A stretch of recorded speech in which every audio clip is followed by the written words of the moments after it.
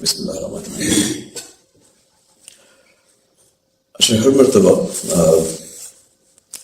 موضوع پہ بات کرنے کے بعد میری نشست کے بعد کچھ گفتگو ایسی ہوتی ہے جو جاری رہتی ہے کافی دیر تک.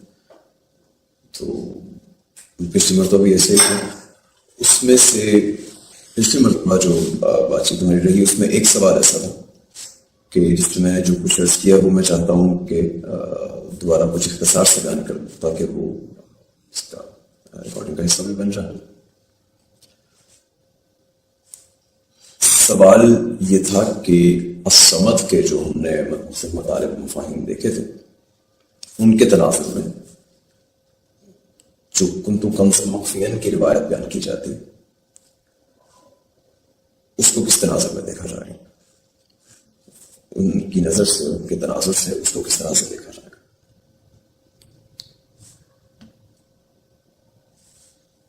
تو اس پہ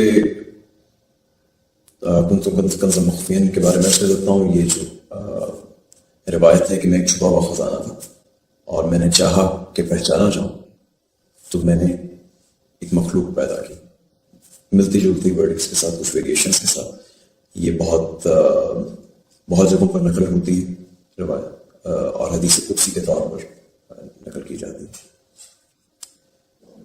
تو اس پہ بات کرنے سے پہلے ایک تھوڑی سی تمہیدی گفتگو وہ یہ کہ عمومی طور پر میری عادت ہے کہ میں روایات پہ یا حدیث پہ گفتگو نہیں کیا کرتا، خاص طور پہ پبلک سیٹنگ میں بہت زیادہ احتیاط کرتا ہوں. وجہ اس کی بہت زیادہ ہے کہ یہ غالباً حساس ترین معاملات میں سے ہم کسی بھی شے کو، کسی قول کو اگر رسول اکرم صلی اللہ علیہ وسلم کا قول کہتے ہیں، ان سے منسوب کرتے ہیں تو وہ اس کی نسبت خدا کی طرف ہو جاتی ہے. حضور اکرم صلی اللہ علیہ وسلم نے جس چیز کو دین بنا کر بیان کر دیا وہی دین ہے، وہ اسلام ہے اور وہ خدا کی طرف سے. یہ ہمارا ایمان ہے اور یہ ایمان کچھ لگ بھگ 1.25 ارب لوگوں کا ہے دنیا میں. تو اس کی جو حساسیت ہے وہ اس طرح سے دینی بھی ہے اور وہ معاشرتی بھی ہے. اس کے جو اثرات ہیں وہ بہت قوی ہیں، بہت دور رس ہیں، اور وہ عمودی بھی ہیں، وہ اس کی بھی ہیں. اور دوسری بات یہ کہ علم الحدیث اس کی جتنی وسعت ہے اور اس میں جتنی پیچیدگیاں ہیں اس میں برس ہاں برس کا تجربہ چاہیے، ریاضت چاہیے، توجہ چاہیے کہ جس کے بعد آپ وہ مہارت حاصل کر سکیں جو اس پہ گفتگو کرنے کے لیے مطلوب ہے، خاص طور پہ پبلک سیٹنگ میں. تو بہت بڑی ذمہ داری ہے اس میں، یہ رونگٹے کھڑے کر دینے والی ذمہ داری ہے. اور میرا آپ لوگوں سے بھی گزارش یہی ہے کہ آپ میں سے وہ لوگ کہ جنہوں نے اس پہ اتنا کام نہیں کر رکھا، جن کا تجربہ اتنا زیادہ نہیں ہے یا جنہوں نے وہ مہارت حاصل نہیں کی، جن کا کچھ سرمایہ 2-4 حدیث پر کتابیں ہیں، تو وہ بھی اس بارے میں بہت محتاط رہیں. اچھا، اب اس روایت کے حوالے سے I'm going to make an exception. اس کی وجہ یہ ہے کہ ایک تو یہ متعلق ہے ہمارے موضوع سے، اور دوسرا یہ کہ اس پہ بہت جید علماء کرام پہلے سے آراء موجود ہیں. تو مجھے اپنی طرف سے کچھ نہیں کہنا، لیکن ان آراء کی طرف میں اشارہ کر دیتا ہوں. تو سب سے پہلی بات تو یہ کہ اس روایت کی کوئی سند میسر نہیں ہے. اور حضرت امام ابن تیمیہ رحمۃ اللہ علیہ ان کا کہنا یہ ہے کہ ایسی کوئی بنیاد نہیں ہے جس پہ اس کو رسول اکرم صلی اللہ علیہ وسلم کی طرف منسوب کیا جا سکے. اور پھر بے شمار بہت بڑے بڑے بہت جید علماء جو ہیں وہ مطلب امام سرکشی جیسے لوگ، امام سیوطی جیسے لوگ، جلال الدین سیوطی سے، حافظ ابن حجر، امام سخاوی، بے شمار لوگ ہیں جنہوں نے امام ابن تیمیہ سے اس بارے میں اتفاق کیا ہے. شیخ احمد سرندی رحمۃ اللہ علیہ ان کا نقد اس پہ زیادہ کلامی انداز میں. تو بہرحال یہ تو اس کے بارے میں محدثین کی آراء ہیں. اگر اس کو، اس کے ٹیکسٹ کو، اس کے متن کو اگر بلا تعبیر دیکھا جائے، اس کی شرح کرنے کی کوشش کی جائے عمومی انداز میں، اور اس عمومی انداز میں جس میں شرح کی گئی ہے، تو اس سے پہلا نقطہ تو آتا ہے خواہش کا. میں ایک چھپا ہوا تھا، میں نے چاہا کہ پہچانا چاہوں. اب نمود کی خواہش ایک عام شخصیت کے لیے بھی، ذات کے لیے ایک کمزوری سمجھی جاتی ہے. اور پھر اگر کسی خواہش کو پورا کرنے کے تمام وسائل، اس کے اسباب خارجی ہوں، تو پھر وہ ایک طرح کی محتاجی. اگر وہ حسن کامل نہیں ہوتا جو نمود کی خواہش رکھتا ہو، اس خواہش کے لیے، اس کے پورا کرنے کے لیے عشق کا محتاج ہو، وہ کامل نہیں ہے، اور وہ الصمد تو بالکل بھی نہیں. تو اور یہ اس طرح کے مسائل اٹھے ہیں، اور اس طرح کی تشریحات کی گئی ہیں.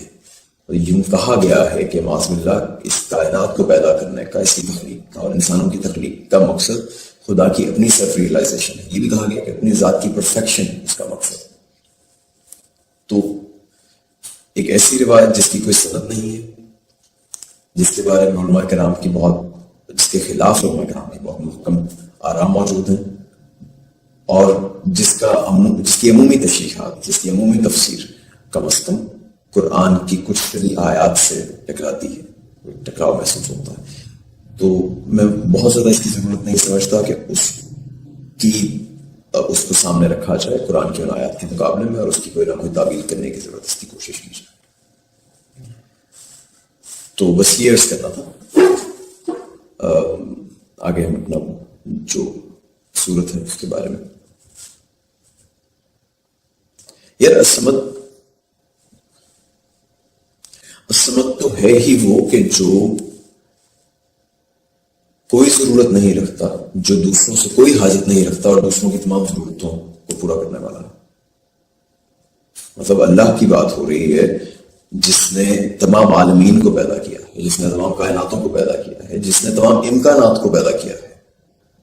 اگر ہم صرف اس کائنات کو دیکھیں کہ جو ہمارے سامنے موجود ہے، تو اس میں اربوں کہکشاں ہیں. ہر کہکشاں میں اربوں نظام شمسی ہیں، اربوں ستارے ہیں. ان میں سے تمام نہ صحیح تو صرف اربوں ستاروں کے اپنے اپنے نظام ہیں.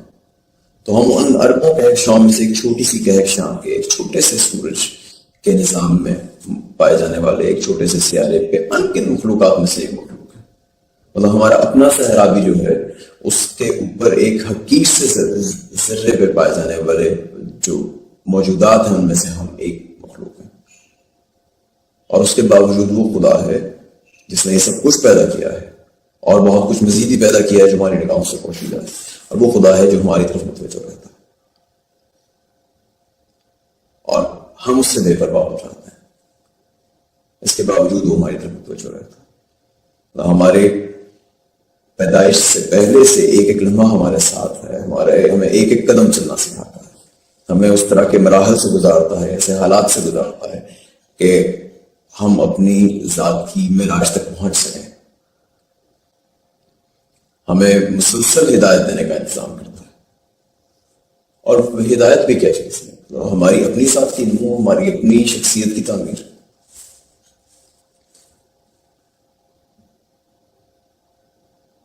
تو وہ کہتا ہے کہ مجھ تک تمہارا خون اور گوشت نہیں پہنچتا، تقویٰ پہنچتا ہے.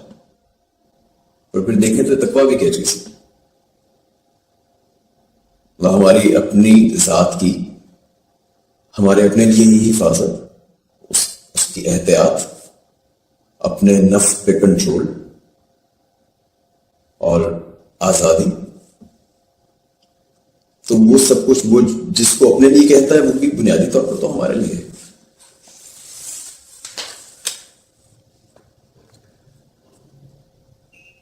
والدین کچھ مرتبہ یہ کرتے ہیں کہ بچوں کے گلے میں خود سے پیسے ڈال کے تو ان سے اپنی سالگرہ پہ یا کچھ موقعوں پہ تحفہ وصول کرتے ہیں. بچہ خوش ہو جاتا ہے، کرتا پھرتا ہے کہ جی میں نے ماما کو، بابا کو تحفہ نہیں دیا.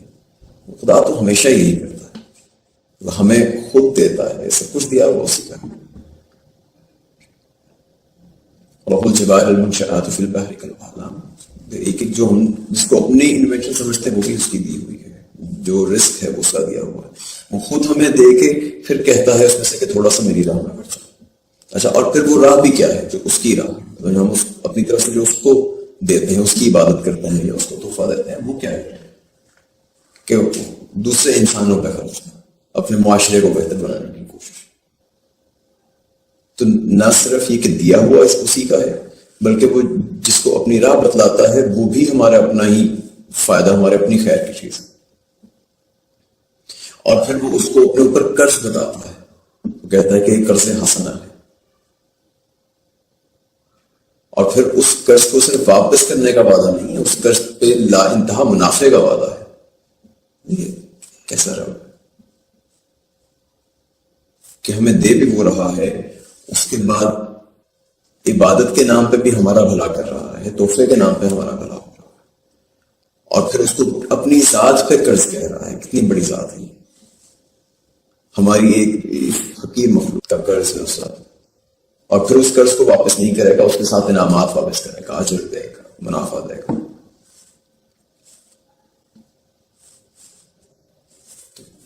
کیسا مالک اور غلام میں جو رشتہ ہے وہ یہ ہوتا ہے کہ مالک کچھ او نہیں کرتا غلام کو، غلام سب کچھ او کرتا ہے مالک کو.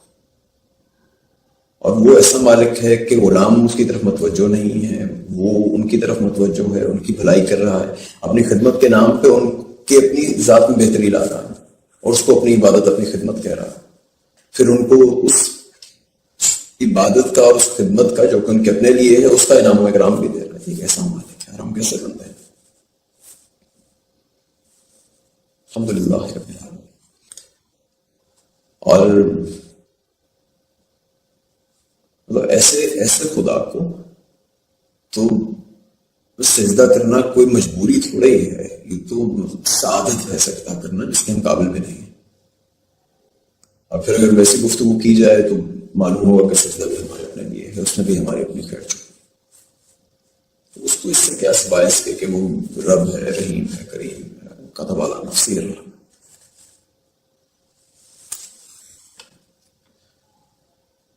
تو فرائض کو گن گن کے پورے کرنے سے پہلے ہمیں چاہیے کہ کبھی رحمتوں کو گننے کی بھی کوشش کرنا ہے. احکامات کو جبر سمجھنے سے پہلے یہ تو دیکھیں کہ وہ ہیں کیا، وہ ہمارے لیے ہی خیر ہے، ہمارے لیے ہی رحمت.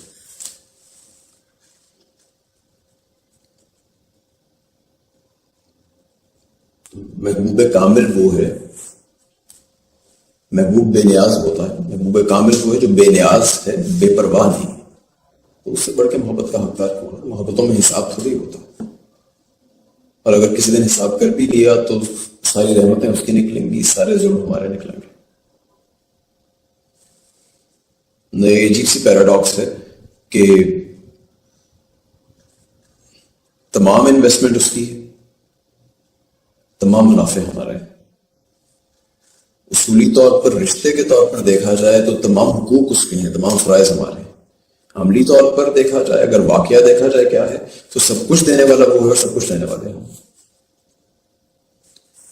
گفتگو سپیڈ ہو گئی. اگلی آیت ہے کہ لم یلد ولم یولد. اس کا پہلا حصہ ہم نے پچھلی مرتبہ دیکھ لیا تھا. تو نہ اس سے کوئی پیدا ہوا، نہ وہ کسی سے پیدا ہوا. پہلے اس میں ہم نے دیکھا تھا کہ اولاد کیا ہے؟ اب آپ ہی کی نوع کا، اپنے ہی جیسے ایک اور وجود میں لے آنا،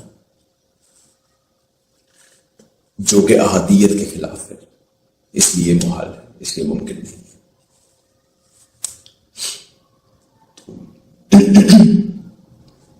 کیونکہ احادیت میں نہ ہم نے جیسے بات کی تھی کہ اس میں نہ داخلی قسمتیں ہوتی ہیں نہ خارجی قسمتیں ہوتی ہیں. تو یہ پہلا حصہ ہم نے پچھلے مرتبہ کور کر لیا تھا. تخلیق یقیناً مختلف چیز ہے، کیونکہ تخلیق میں آپ ایک اور نوع کا وجود میں لاتے ہیں، اس میں نوع سے نہیں ہوتے. اسی طرح دوسرا اس کا جو حصہ ہے، نہ وہ کسی سے پیدا ہوا، اس کے بارے میں ہم نے صرف ایک جملہ میں نے عرض کیا تھا کہ احادیت ہی کے حوالے سے اگر دیکھا جائے، یہ دونوں چیزیں جو ہے پہلو احادیت کے ڈائریکٹ نتائج ہیں.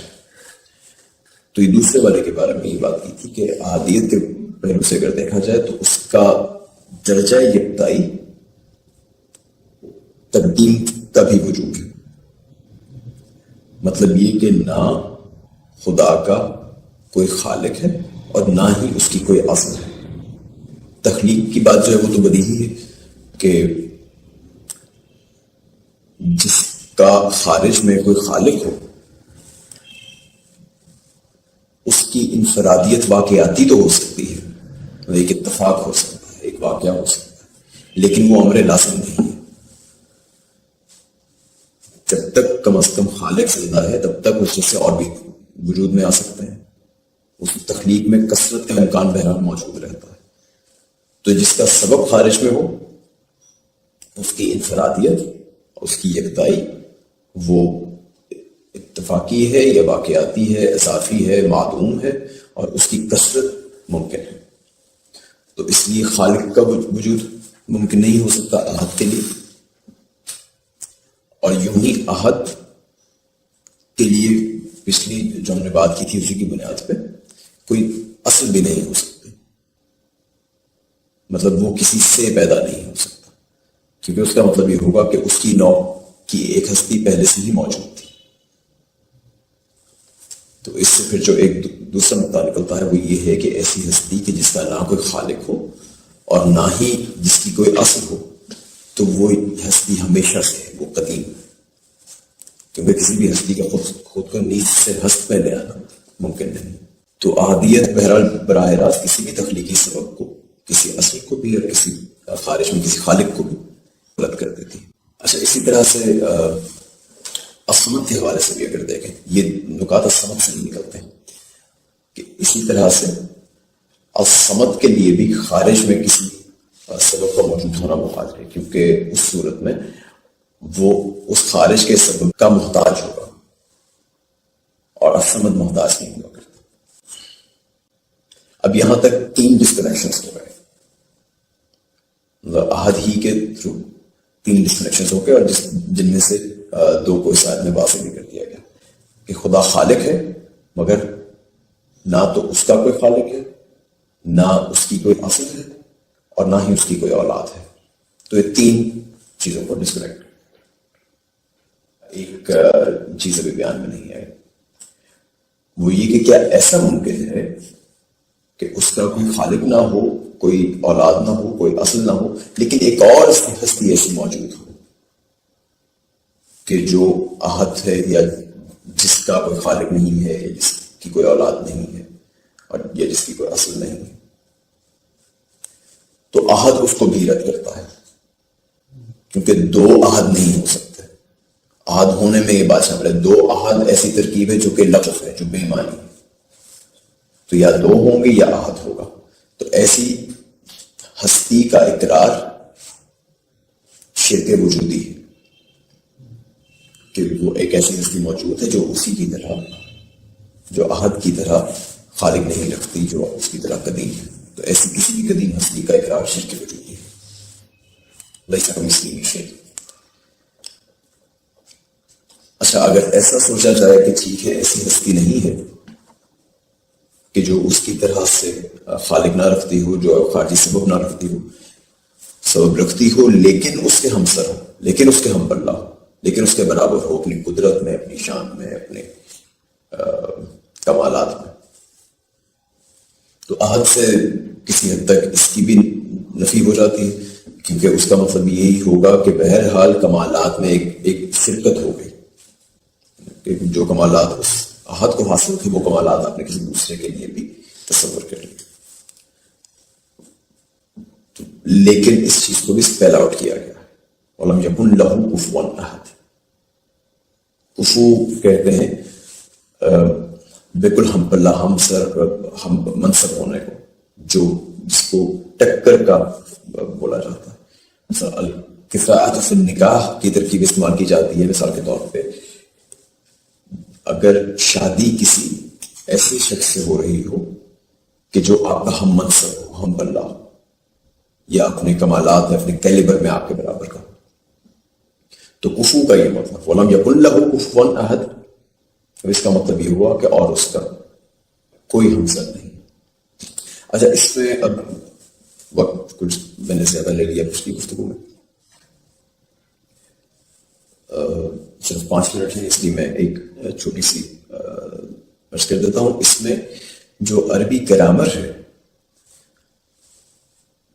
اس میں اگر عمومی گرامر کا استعمال کیا جائے تو یہ آیت یوں لکھی جائے گی کہ وَلَمْ يَكُنْ أَحَدٌ كُفُوًا لَهُ، احد پہلے آئے گا، احد كُفُوًا لَهُ، تو اس کو چینج کیا گیا ہے، گرامر کو تبدیل کر کے وَلَمْ يَكُنْ لَهُ كُفُوًا أَحَدٌ کا استعمال کیا گیا ہے۔ اس میں 2-3 نکات ہیں، صرف وہ عرض کر دیتا ہوں، باقی ہوں یہ کفو کی زیادہ تفصیل میں نہیں جاتے۔ اس میں ایک پہلا نقطہ تو ہے تقدیم الاول کا، عربی کنونشن ایک یہ بھی ہے زبان میں کہ آپ سب سے بنیادی شے کو یا سب سے زیادہ تکریم والی ہستی کو اسے آپ اس کا ذکر پہلے کریں گے اور دوسری کا باقی جو شے ہیں ان کا بعد میں کریں گے۔ تو ایک تو یہ لہو پہلے لانے کا، لہو اللہ کی طرف اشارہ ہے تو اس کو پہلے لایا گیا ہے، اور کفواً احد اس کو بعد میں رکھا گیا ہے، کوئی ہمسر اس کو بعد میں رکھا گیا ہے، جس کا امکان نہیں بھی ہے اس کو بعد میں رکھا گیا ہے، اور اللہ کو پہلے رکھا گیا ہے۔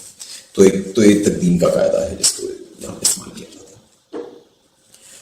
دوسرا اس میں ایک تخصیص ہو گئی ہے، مطلب یوں لہو کو پہلے لانے سے اس کا سٹریسر بدل گیا ہے، ایمفیسس بدل گیا ہے پورے جملے کا۔ اب یہ جملہ یہ کہہ رہا ہے کہ اللہ کے سوا، کہ اللہ کا کوئی ہمسر موجود نہیں۔ اگر ہم وہ جو عمومی گرامر ہے اس کو استعمال کرتے تو اس میں ہوتا کہ کوئی ہمسر نہیں ہے اللہ کا، تو اس میں سٹریسر وہاں پہ رہتا، اللہ کا کوئی ہمسر نہیں ہے، یہ اس چیز کی طرف بھی اشارہ کرتا ہے کہ باقی ہر شے کا ہمسر ممکن ہے، خدا کا نہیں ہے۔ مطلب یہ بھی اس کی یکتائی کا ایک پہلو ہے کہ وہ اس یکتائی میں بھی یکتا ہے، اس جیسی یکتائی اور کسی کو حاصل بھی نہیں ہو سکتی، کہ کوئی ایسا اور ہو ہی نہیں سکتا اس میں موسیٰ کی انفرادیت بھی پائی جاتی ہو کہ اس کا کوئی ہمسر نہ ہو۔ تو جیسے وہ ہے سبحان اللہ خلق الازواج کلھا، اس میں جو تخلیق کی ہے وہ کمپلیمنٹری ملٹیپلس میں کی ہے، تو باقی ہر شے کا ایک کمپلیمنٹ موجود ہے، اس کا ملٹیپل موجود ہے، اس جیسا کوئی اور موجود ہے، یا ہو سکتا ہے یا امکان کم از کم موجود ہے، خدا کا کوئی ہمسر ممکن نہیں ہے۔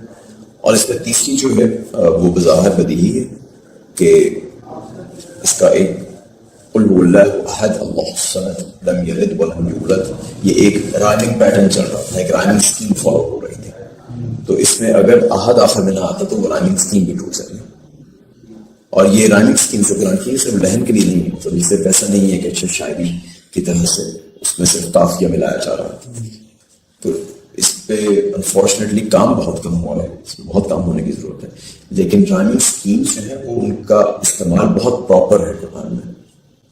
تو اس میں مثال کے طور پہ بالکل جو بنیادی چیز نظر آتی ہے بہت جگہوں پر وہ یہ ہے کہ یہ پیراگرافنگ کرتی ہے، جیسے ایک موضوع چل رہا ہے اس کی ایک رائمنگ اسکیم ہوگی، موضوع تبدیل ہو گیا رائمنگ اسکیم تبدیل ہو گئی، نیا سیکشن شروع ہوا رائمنگ اسکیم تبدیل ہو گئی۔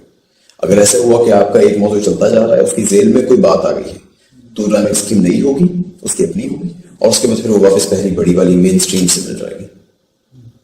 تو اس میں بے شمار مثالیں دی جا سکتی ہیں،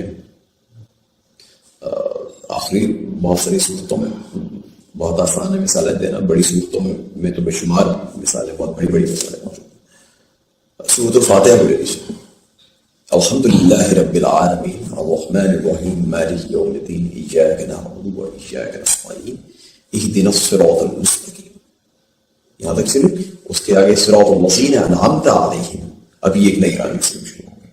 تو وہ کہ آپ اس کو ایسے امیجن کر سکتے ہیں کہ جیسے یہ اہدنا الصراط المستقیم، ہمیں صراط المستقیم کی طرف ہدایت ہے، تو اس کے بعد جیسے کالم لگاؤ، جیسے اس کی لسٹ شروع ہو رہی ہے کہ صراط المستقیم کے نکات کیا ہیں، اس میں کون سی کس صراط کی طرف اشارہ ہے، صراط الذین انعمت علیہم غیر المغضوب علیہم. اب یہ ایک نئی رائٹنگ کی والضالین پہلی والی کے ساتھ مل گئی، لسٹ پوری ہوئی اور وہ پہلی والی کے ساتھ مل گئی.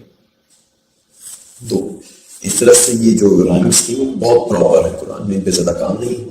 تو بہرحال یہ جو ہے وہ رائمنگ اسکیم کو بھی اس ایک اسٹینڈرڈ کے مطابق، اس پیٹرن کے مطابق رکھتا ہے. گرامر میں یہ جو تبدیلی کی گئی. تو اس کے آگے ہم نے مزید جو گفتگو کرنی ہے وہ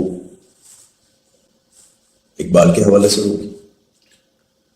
سورۃ الاخلاص میں بے شمار اور نکات دیے جا سکتے تھے، مثال کے طور پر جیسے بات الوجود کی بات کی جا سکتی ہے.